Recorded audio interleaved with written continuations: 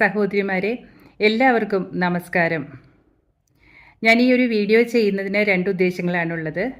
എനിക്ക് അടുത്ത കാലത്തുണ്ടായ ഒരു അനുഭവത്തെക്കുറിച്ച്, ഗുരുക്കന്മാരെ എങ്ങനെയാണ് പ്രവർത്തിക്കുന്നത് എന്ന്, ഇത് രണ്ടും നമ്മുടെ ഗ്രൂപ്പുമായിട്ട് ബന്ധപ്പെട്ട അനുഭവങ്ങളാണ്.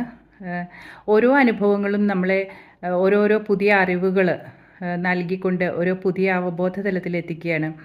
നിങ്ങൾക്കറിയാം, നേരത്തെ ഞാൻ ഉഗാദി സേവയുടെ സമയത്ത് നാദാനന്ദജിയുടെ ആ ഒരു കർണൂൽ ആശ്രമത്തിൽ ചെന്നപ്പോൾ അദ്ദേഹത്തെ ഒന്ന് കാണുവാനുള്ള ഭാഗ്യമുണ്ടായി. അപ്പോൾ ഗുരുജിയെ കണ്ടപ്പോൾ ഗുരുജി അദ്ദേഹത്തിന് കിട്ടിയ കപ്പർ എന്ന് പറയുന്ന ഒരു ദിവ്യമായിട്ടുള്ള ഒരു ഭിക്ഷാപാത്രം എന്നെ കാണിക്കുകയും അതിനെ കൊണ്ട് എന്നെ എടുപ്പിക്കുകയും ചെയ്തു എന്നുള്ളത്, അതെനിക്ക് വലിയൊരു എന്താ പറയുക, ഒരു അനുഭൂതിയായിരുന്നു. കാരണം അവിടെ ചെന്നപ്പോൾ ആ ഒരു ഭിക്ഷാപാത്രത്തെ പറ്റിയൊന്നും ഞാൻ ഓർക്കുന്നേ ഉണ്ടായിരുന്നില്ല. പറഞ്ഞു വന്നപ്പോൾ അദ്ദേഹം ആ ഭിക്ഷാപാത്രം തരികയും എൻ്റെ കയ്യിൽ തരികയൊക്കെ ചെയ്തു.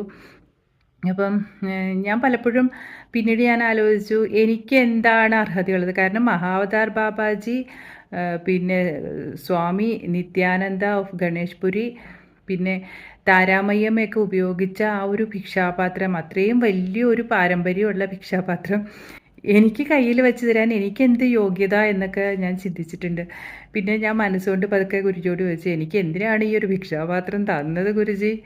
അപ്പോൾ ഞാൻ എന്താണ് ഭിക്ഷയായിട്ട് യാചിക്കേണ്ടത്? അപ്പോൾ ഞാൻ വിചാരിച്ചു, ചിലപ്പോൾ ആധ്യാത്മികമായിട്ടുള്ള ഔന്നത്യമായിരിക്കും എനിക്ക് ആ ഒരു ഭിക്ഷാപാത്രമായിട്ട്, ഒരു ഭിക്ഷയായിട്ട് തന്നതെന്ന്. അപ്പം പക്ഷേ അടുത്ത കാലത്ത് ചില അനുഭവങ്ങളിലൂടെ, പിന്നെ ചില എന്താ പറയുക, വെളിപ്പാടുകളെന്ന് നമുക്ക് പറയുമല്ലോ, ഒരു തോന്നൽ പോലെ ഗുരുവിൻ്റെ ഒരു ഉത്തരം. ഞാനിങ്ങനെ ഒരു ചോദ്യം ചോദിച്ചിരുന്നു, എന്തുകൊണ്ടാണ് എനിക്കിത് കയ്യിൽ വെച്ച് തന്നത്, എന്താണ് എനിക്കതിനുള്ള അർഹത എന്ന്. അപ്പോൾ അതിനുള്ള ഉത്തരം ചില അനുഭവങ്ങളിലൂടെ തന്നു. പിന്നെ ഉത്തരം ഉള്ളിൽ നിന്ന് തന്നെ ഗുരു തോന്നിക്കുകയും ചെയ്തു. അങ്ങനെ കുറച്ച് അനുഭവങ്ങൾ വന്നു കഴിഞ്ഞപ്പോൾ എനിക്ക് മനസ്സിലായി, ഒരു റോയൽ ഭിക്ഷാപാത്രമാണ് ഗുരു എനിക്ക് കയ്യിൽ വെച്ച് തന്നത്. അതിലൂടെ തന്നെ ഈ ഒരു ഗ്രൂപ്പിൽ, നമ്മുടെ മോഹൻജി ഫാമിലിയിൽ സായിബാബ മിറക്കിൾ മെഡിറ്റേഷനിലുള്ള എൻ്റെ സഹോദരിമാർക്കും, സായിബാബ മിറക്കിൾ മെഡിറ്റേഷനിലെ സഹോദരിമാർക്കും കൂടിയാണ് ആ ഒരു ഭിക്ഷാപാത്രം നമുക്ക് തന്നിരിക്കുന്നത്. കാരണം പലപ്പോഴും ഇപ്പോൾ അടുത്ത കാലത്തായിട്ട് നമ്മൾ എന്ത് ആവശ്യത്തിന് വേണ്ടിയിട്ട്, മറ്റുള്ളവർക്ക് വേണ്ടിയിട്ട് നമ്മൾ സഹായിക്കുക എന്ന് പറഞ്ഞാലും ഗുരു തന്നെ അവരിലൂടെ പ്രവർത്തിക്കുകയാണ്. ആ ഒരു ഗുരുവിൻ്റെ എനർജി കൊണ്ടായിരിക്കണം, തീർച്ചയായിട്ടും അത് തന്നെയാണ്. വളരെ പെട്ടെന്ന് തന്നെ നമ്മൾ ചോദിക്കുമ്പോഴേക്കും ആ ഒരു ആവശ്യം നിറവേറ്റപ്പെടുന്നു. അതായത് നമ്മുടെ സഹോദരിമാർ വളരെ പെട്ടെന്ന് തന്നെ അതിന് റെസ്പോണ്ട് ചെയ്യുന്നു. ആദ്യമൊക്കെ വളരെ മടിയോടുകൂടിയാണ് ഞാൻ ചോദിച്ചിട്ടുണ്ട്, ഇങ്ങനെ ഒരു ആവശ്യമുണ്ട്, നമുക്ക് സഹായിക്കാൻ പറ്റുമെന്ന്. പക്ഷേ അവരുടെ ആ ഒരു മനസ്സ് കണ്ടു കഴിഞ്ഞപ്പോൾ ഇപ്പോൾ എനിക്ക് മനസ്സിലായി, ഗുരു കയ്യിലേക്ക് വച്ചിരിക്കുന്ന ആ ഒരു ഭിക്ഷാപാത്രത്തിൻ്റെ എനർജി തന്നെയാണത്. ഇങ്ങനൊരു ആവശ്യമുണ്ട് അമ്മു കെയറിൽ, അവർക്ക് നമുക്കൊന്ന് സഹായം ചെയ്യാൻ പറ്റുമോ എന്ന് ചോദിക്കുമ്പോഴേക്കും അവർ ഒരു മടിയും കൂടാതെ, എന്താ പറയുക, ആവശ്യമുള്ളതും അതിൽ കൂടുതലും തരുന്ന ഒരു സജ്ജനങ്ങളാണ് ഇവിടെ ഉള്ളത്. അപ്പോൾ അവരിലും നമ്മളിലും ഒരുപോലെ പ്രവർത്തിക്കുന്ന ആ ഒരു ഗുരുവിൻ്റെ എനർജി നമുക്ക് ഓരോരുത്തർക്കും സേവ ചെയ്യുവാനായിട്ട് അവസരം തരികയാണ്. ഇപ്പോൾ ഇതിൽ നമ്മൾ ആർക്കെങ്കിലും സേവ ചെയ്യുകയാണോ എന്ന് ചോദിച്ചാൽ, അവർ നമുക്കാണോ സേവ ചെയ്യുന്നത്, നമ്മൾ അവർക്കാണോ സേവ ചെയ്യുന്നത്?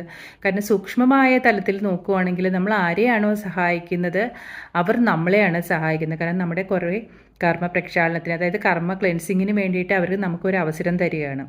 അപ്പോൾ അതിനുള്ള ഒരു മനോഭാവം മാത്രം മതി നമുക്ക്. നമ്മുടെ ഈ നമ്മുടെ ഗ്രൂപ്പിലെ സഹോദരിമാർക്ക് അറിയാം, നമ്മൾ ഒരുപാട് പേർക്ക്, ആവശ്യക്കാർക്ക് ഇപ്പോൾ സഹായം ചെയ്യാൻ സാധിക്കുന്നുണ്ട്. നമ്മളെക്കൊണ്ട് കഴിവുള്ള രീതിയിൽ നമ്മൾ സഹായിക്കുന്നുണ്ട്. അപ്പോൾ ആ ഒരു ഗുരുവിൻ്റെ തത്വം നമ്മളിലൂടെ വർത്തിക്കുകയാണ്. മോഹൻജി അതിനുള്ളൊരു പ്ലാറ്റ്ഫോമാണ് അമ്മു കെയറിലൂടെ ഒരുക്കുന്നത്. നാദാനന്ദജി ആണെങ്കിലും ആശ്രയ ട്രസ്റ്റിലൂടെ ഒരുപാട് സഹായങ്ങൾ ചെയ്യുന്നുണ്ട്. അപ്പോൾ സത്യത്തിൽ നമുക്കാണ് ഒരു അവസരം തന്നിരിക്കുന്നത് സേവ ചെയ്യാൻ. അതേപോലെ തന്നെ ഒരു അവസരമാണ് തിരുവണ്ണാമലയിൽ സേവ ചെയ്യാനായിട്ട് നമുക്ക് ഗുരു ഒരുക്കി തന്നിരിക്കുന്നത്. തിരുവണ്ണാമലയിൽ നമുക്കറിയാം, മോഹൻജി ഹോം ഫോർ സീനിയേഴ്സിൽ 21ഓളം പ്രായമായ ആളുകൾ അവിടെ താമസിക്കുന്നുണ്ട്. അപ്പോൾ അവിടെ കുറേ പേര് നമ്മുടെ ഗ്രൂപ്പിൽ നിന്ന് പോവുകയുണ്ടായി. അവർ പറഞ്ഞു വളരെ നല്ല രീതിയിലാണ് അവരെ നോക്കുന്നത്.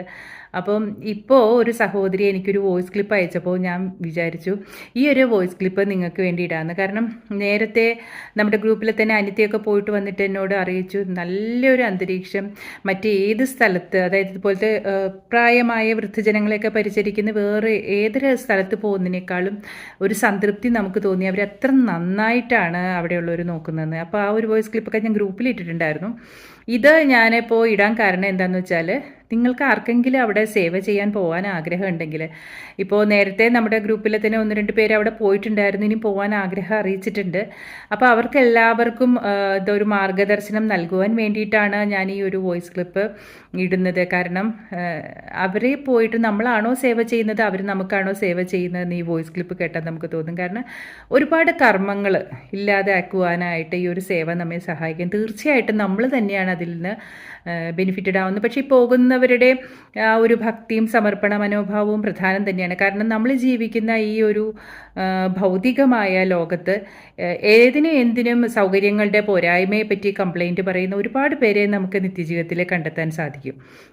ഞാനിത് പറയുമ്പോൾ നിങ്ങൾക്കറിയാം, ഒരു വിവാഹത്തിന് പോയിട്ട് വന്നിട്ട് നമ്മൾ എങ്ങനെയുണ്ടായിരുന്നു വിവാഹം എന്ന് ചോദിച്ചാൽ പലപ്പോഴും കിട്ടിയിട്ടുള്ളൊരു മറുപടി സാമ്പാർ അത്ര പോരായിരുന്നു. കാരണം അത്രയും കഷ്ടപ്പെട്ടൊരു വിവാഹം നടത്തിയപ്പോൾ അവർ സന്തോഷമായിട്ട് ജീവിക്കട്ടെ എന്ന് വിചാരിക്കേണ്ടതിന് പകരം അവിടെ ആ ഒരു സദ്യയിൽ എന്തെങ്കിലും ഒരു കുറവുണ്ടെങ്കിൽ അത് മാത്രം ചൂണ്ടിക്കാണിക്കുന്നവരുണ്ട്.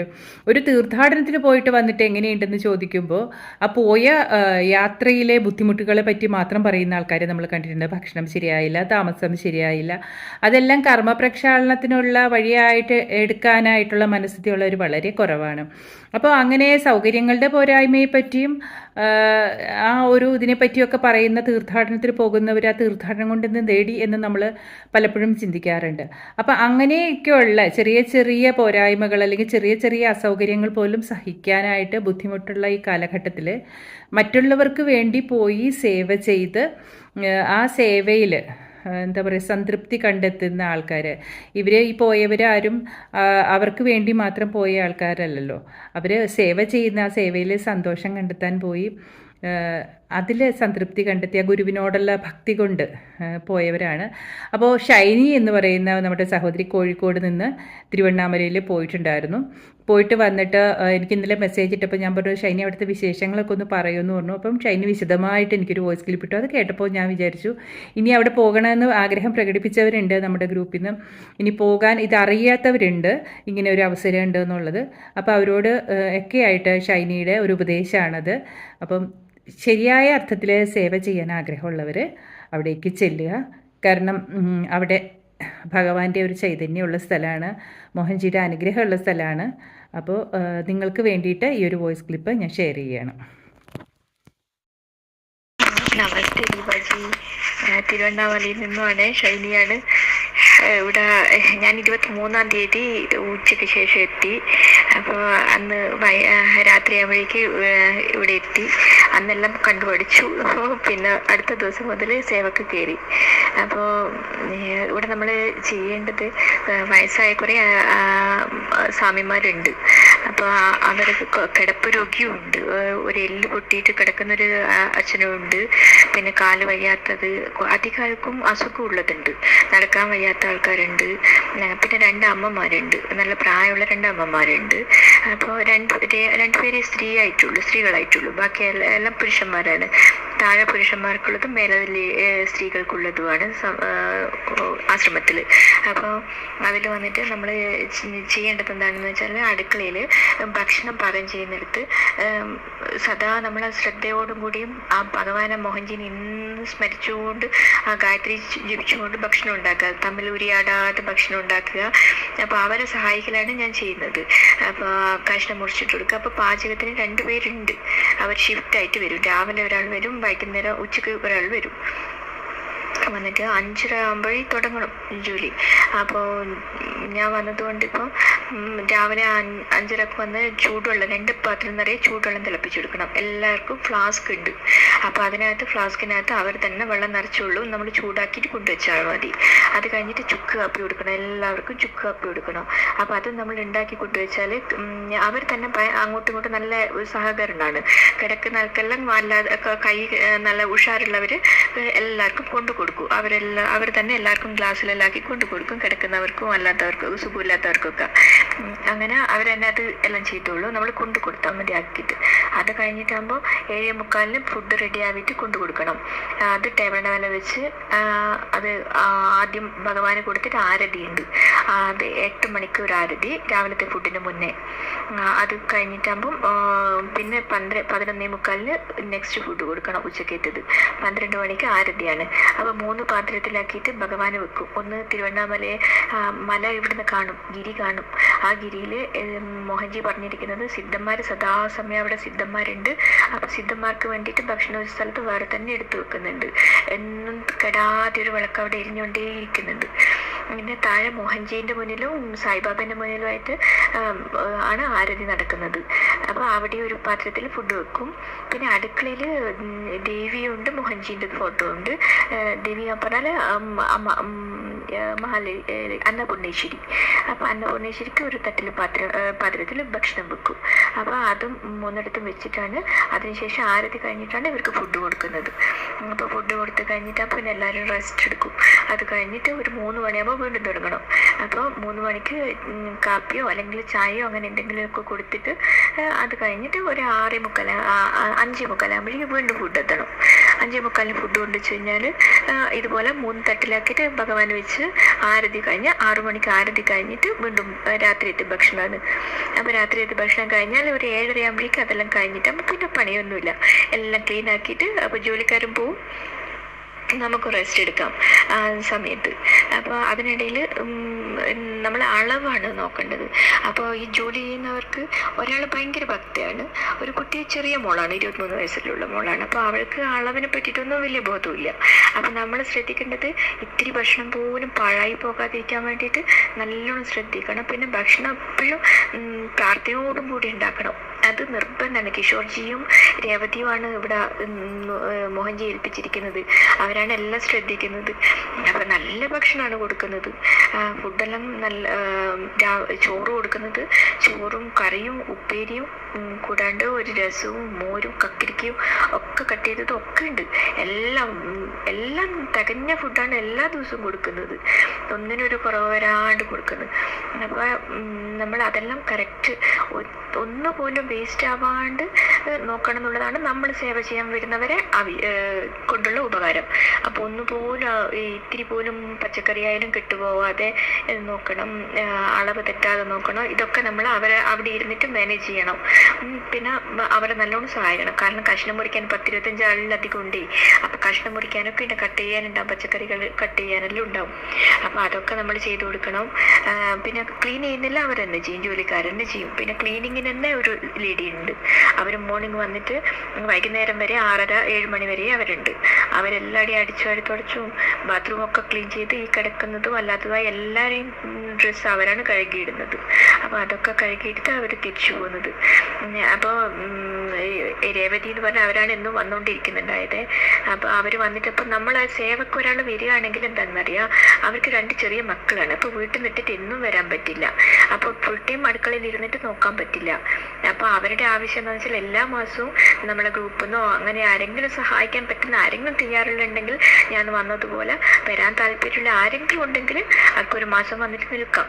അപ്പം വരുന്നവർ എന്നുവെച്ചാൽ ഒന്നും പ്രതീക്ഷിച്ചിട്ട് വരരുത്. കാരണം കിടക്കാൻ ഇവിടെ ഒരു ബെഡുണ്ട്. പിന്നെ ഭക്ഷണം എനിക്ക് ഇന്നതേ പറ്റുമെന്നോ ഞാൻ ഇന്നതേ കഴിക്കുന്നോ ഇന്ന വെള്ളത്തിലേ കുളിക്കുന്നോ ഒന്നും പറയരുത്. പൂർണ്ണ മനസ്സാലെ സമർപ്പണത്തിന് ഭഗവാന് പൂർണ്ണ സമർപ്പണത്തിനോട് കൂടി വരുന്നവർക്ക് ഒരു വിഷമില്ലാണ്ട് വരാം. കാരണം നമ്മളെ എല്ലാ പാപങ്ങളും എരിഞ്ഞു തീരുന്ന മോഹൻജി പറഞ്ഞിരിക്കുന്നത്, നമ്മളെ പൂർവ്വജന്മത്തിലെ എല്ലാ കർമ്മങ്ങളും തീർന്നിട്ട് ഇവിടുന്ന് പോവാം. അലോക് എന്ന് പറഞ്ഞൊരു മോനുണ്ട്, എന്തൊരു നല്ല മോനാണെന്നറിയോ. പിന്നെ മനോരഞ്ജൻ എന്ന് പറഞ്ഞൊരു ഒറീസക്കാരനാണ്, അവനുണ്ട്. ഇപ്പം അവരാണ് സ്ഥിരമായിട്ടുണ്ട് ഇവിടെ. അതിനാലോക് ആ കിടക്കുന്ന അച്ഛനെയെല്ലാം എന്തുപോലെ പോലെയാണ് നോക്കുന്നതെന്നറിയോ. അവരെ എടുത്ത് പൊക്കിയിട്ടും അവരെ വേസ്റ്റ് കളയുന്നതും ഒക്കെ അവനാണ്. നമ്മൾ ലേഡീസ് അതൊന്നും ചെയ്യണ്ട. പക്ഷെ നമുക്ക് താല്പര്യം ഉണ്ടെങ്കിൽ ചെയ്യാം. കാരണം നമ്മളെ അച്ഛനെ നമ്മൾ നോക്കില്ലേ, അതുപോലെ നോക്കാം. പക്ഷെങ്കിൽ അവരുള്ളത് കൊണ്ട് നമ്മളത് ചെയ്യണ്ട.